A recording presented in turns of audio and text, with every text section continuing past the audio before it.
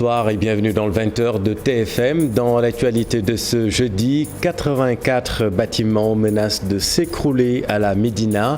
Une fois de plus, le débat se pose sur la nécessité de démolir ces maisons qui menacent ruine au lendemain de l'accident qui a fait un mort. Journée mondiale contre l'hépatite, on s'intéresse à une forme grave de cette maladie, l'hépatite Delta. Dans ce 20h, le témoignage d'un malade qui raconte sa vie pénible avec la maladie. Rencontre communauté et candidat à la députation. La communauté exige pour cette fois des députés du peuple et non pas des députés godillots. La 14e législature devra mieux prendre en compte les préoccupations du peuple. Plus de détails dans cette édition. Et puis le CNRA tire un bilan satisfaisant de la campagne électorale. Le président Babacar Diagne regrette cependant quelques discours haineux et des manquements du côté des médias privés. On vous explique tout dans cette édition. Voilà pour les titres et tout de suite de développement.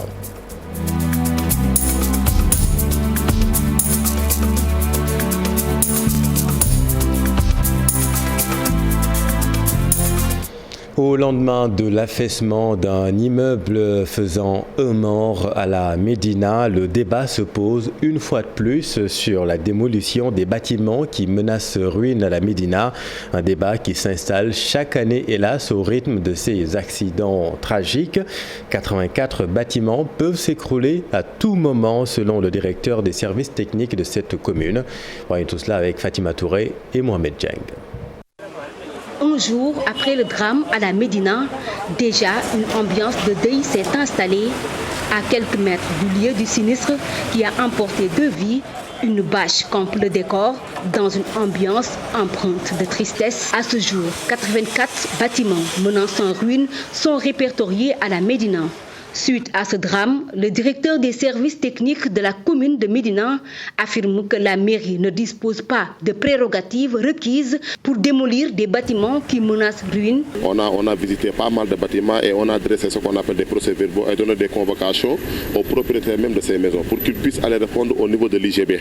Et éventuellement, eux, à leur niveau, qu'ils leur demande de faire le nécessaire, soit pour faire sortir les locataires qui se trouvent dans ces maisons et éventuellement se rapprocher au niveau de la mairie, qu'on leur délivre ce qu'on appelle des autorisations de démolition pour qu'ils puissent démolir les maisons. Il faut comprendre que la mairie n'a pas les compétences et le budget nécessaire pour démolir une maison. Pour lui, les responsables ne sont autres que les propriétaires de ces bâtiments vétustes qui souvent refusent de déférer à la convocation des services compétents.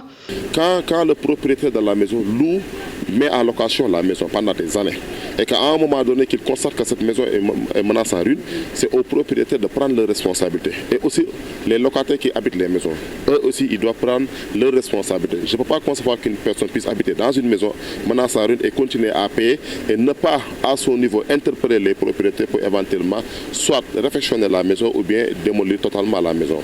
Il appelle l'État à agir au plus vite pour que pareille situation ne se reproduise. On peut les contraindre à sortir.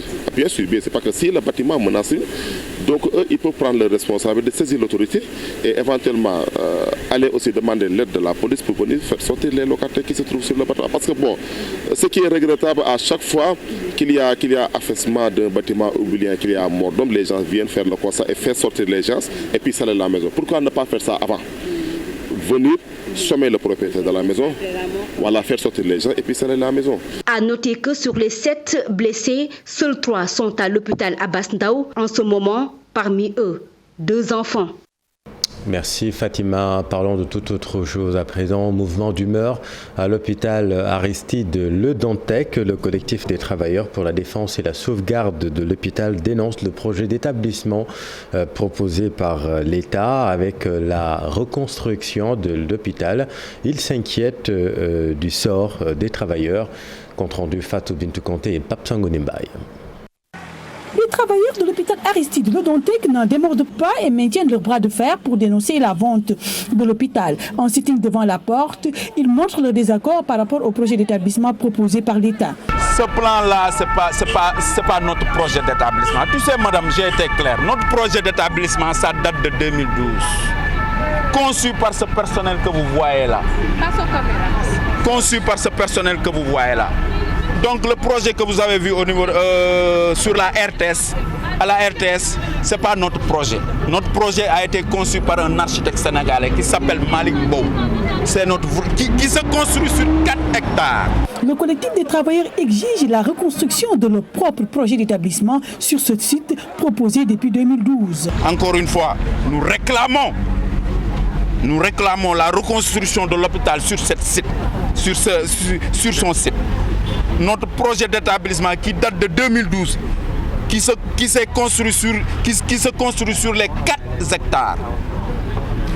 Un projet validé par une commission nationale, révisé en 2011, mise en jour en 2022.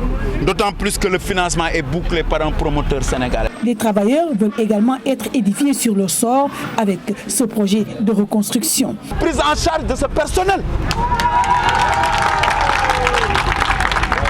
Encore une fois, nous lançons l'État. Nous ne voulons pas la paix, mais nous n'accepterons pas que ce personnel soit sacrifié. Nous ne bougerons pas ici tant que le sort du personnel n'est pas réglé.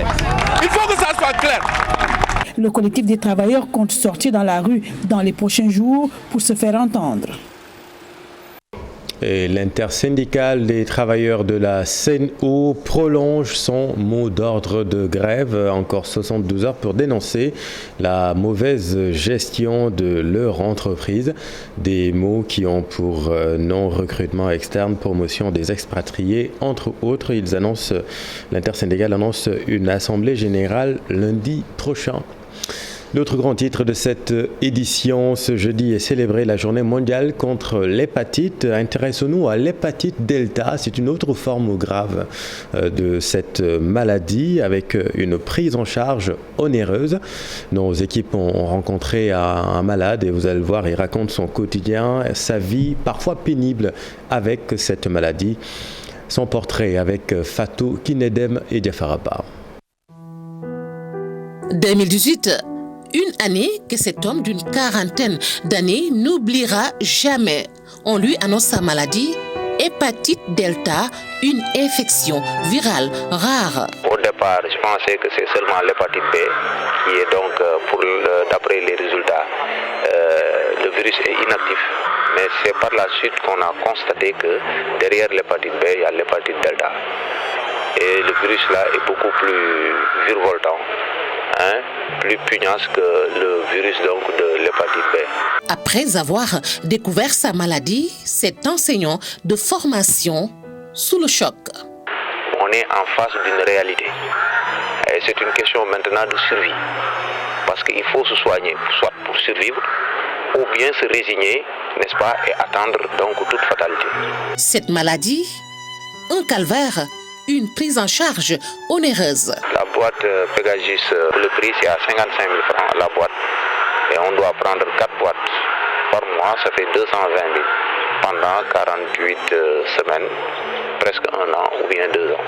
On dépense au moins entre 7 et 15 millions. C'est le plafond, au bout de 1 à 2 ans. Et on peut aussi reprendre le traitement. Parce qu'à tout moment, le virus peut revenir. Il y a beaucoup de malades qui ont arrêté parce qu'ils n'ont plus de possibilité donc, de procurer le médicament, le Pegasus, et ils ont arrêté. Et malheureusement, si on arrête, il faut s'attendre au pire. L'hépatite touche environ 90 millions de personnes en Afrique et 125 000 en décèdent tous les ans. Au Sénégal, on estime le nombre de personnes souffrant de cette maladie à... Merci Fatine. Lutte contre la pollution de la Falémé. Les populations riveraines de la Falémé s'engagent à mettre fin à la pollution de ce fleuve. Réunies à Sahen-Soutou dans la commune de Missira, Siramna dans le département de Saraya, les populations s'engagent à mettre fin à ces activités qui ont fini de dégrader l'environnement. Voyons tout cela avec Ibrahima Diabakhate. C'est à Sahen-Soutou que les populations riveraines de part et d'autre de la Falémé se sont retrouvées pour évoquer la question épineuse de la Falémé. Un des plus grands affluents du fleuve Sénégal, la Falémé qui sert de frontière naturelle entre le Sénégal et le Mali, est aujourd'hui victime d'agressions multiples qui font craindre sa disparition. La Falémé aujourd'hui pratiquement, il y a deux choses qui est problème comme la Falémé. La première chose, c'est les orpailleurs traditionnels qui font des dragages, qui font des cracheurs là.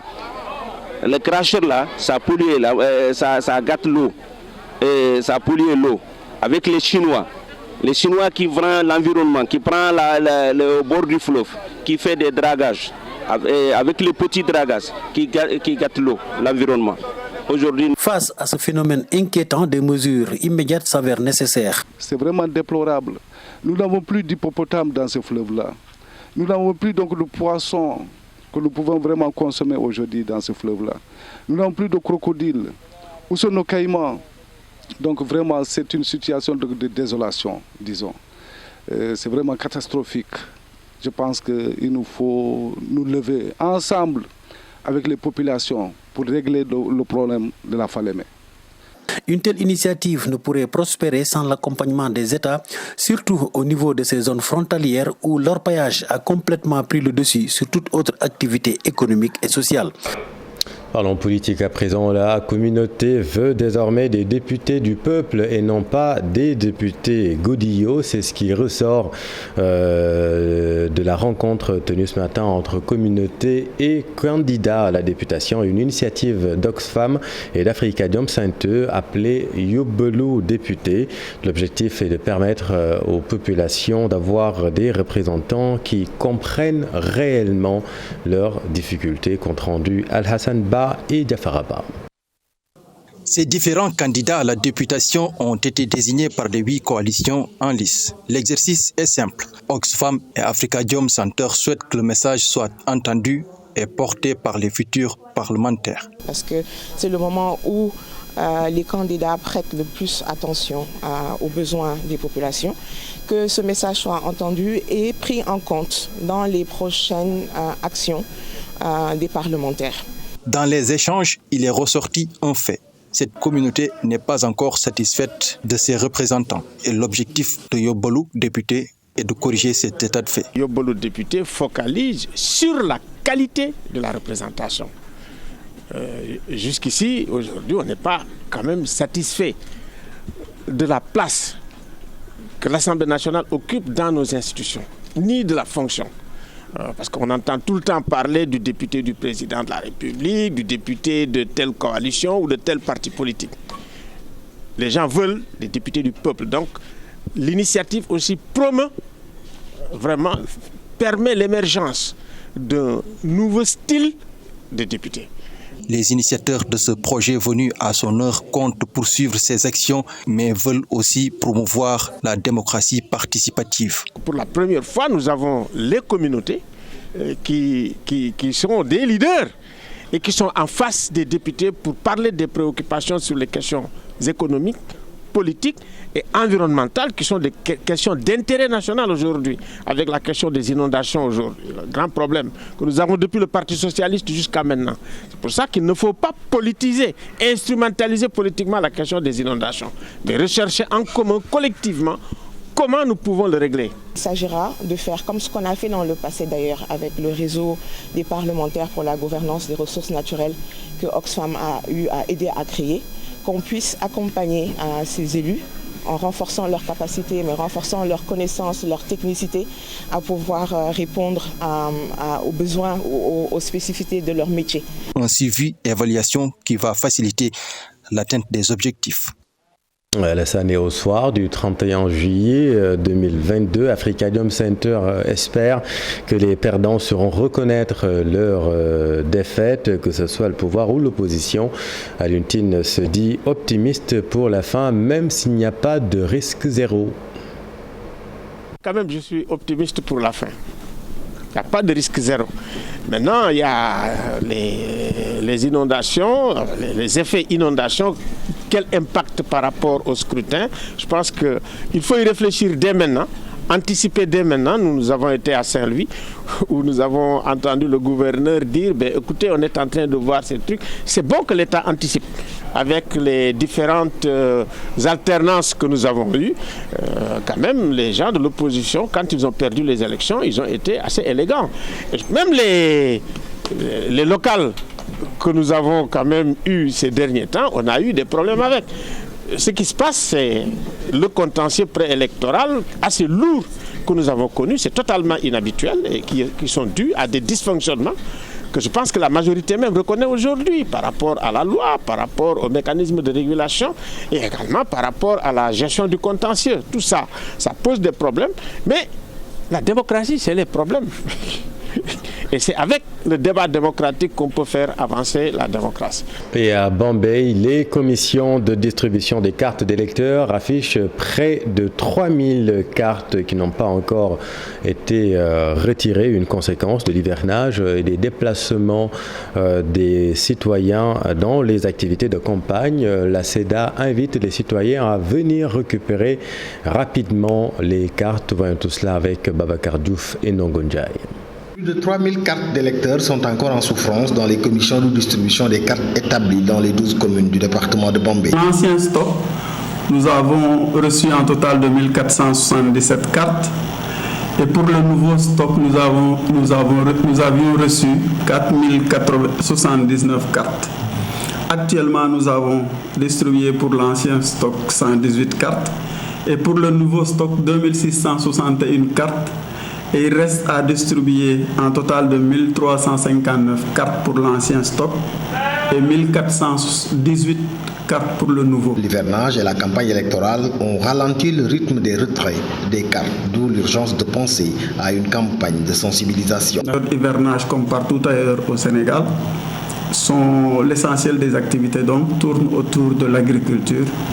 Et les gens se concentrent essentiellement à ça. Il y a aussi peut-être l'engouement de la campagne électorale. Certains suivent les caravanes et oublient de faire l'essentiel, c'est-à-dire d'aller retirer leur carte pour pouvoir exercer leur droit de vote.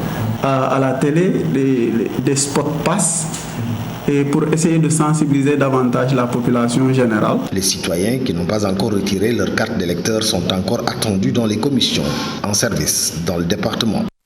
L'actualité, c'est aussi la rencontre entre le Conseil national de régulation de l'audiovisuel et l'Organisation internationale de la francophonie. Le CNRA tire un bilan satisfaisant de cette campagne électorale. Le président Babacar Diagne regrette en revanche quelques discours haineux et des manquements du côté des médias privés.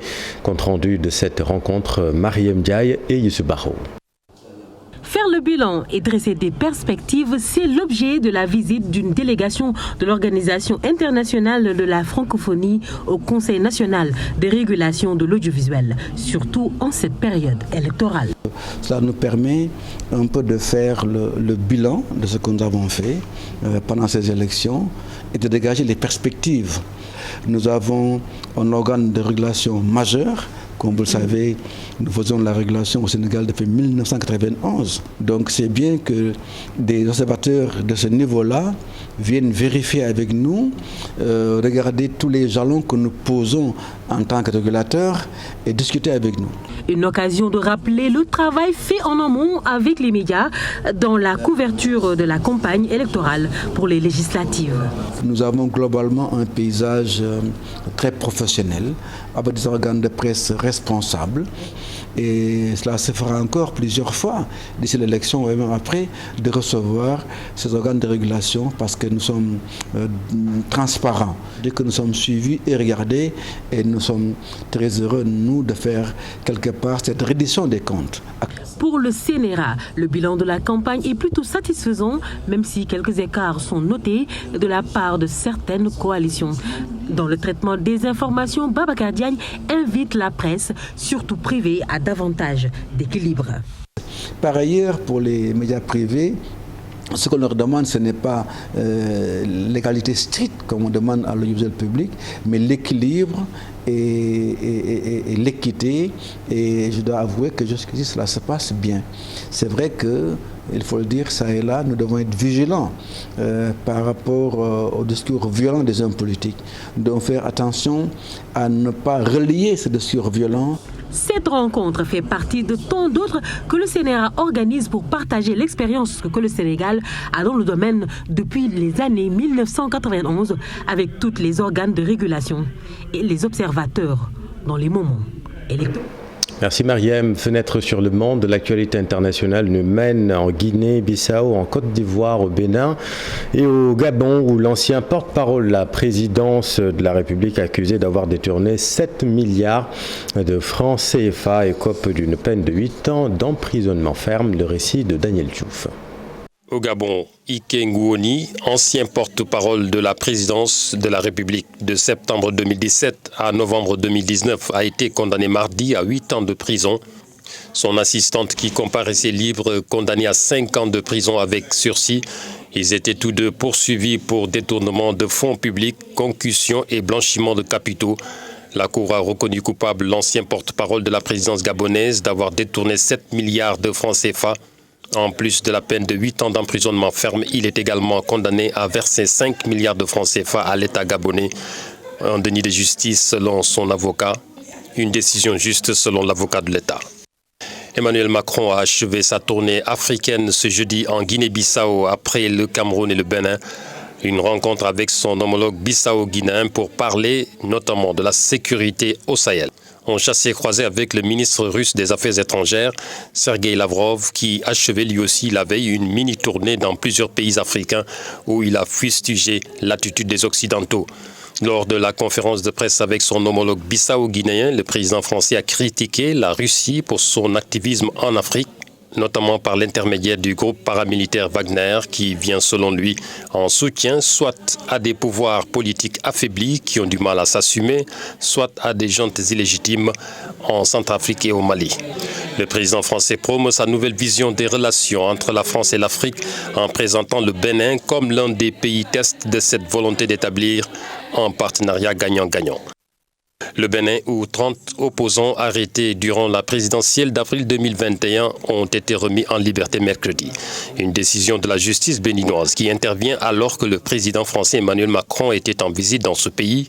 Parmi les personnes libérées, des responsables et de jeunes militants du parti d'opposition Les Démocrates.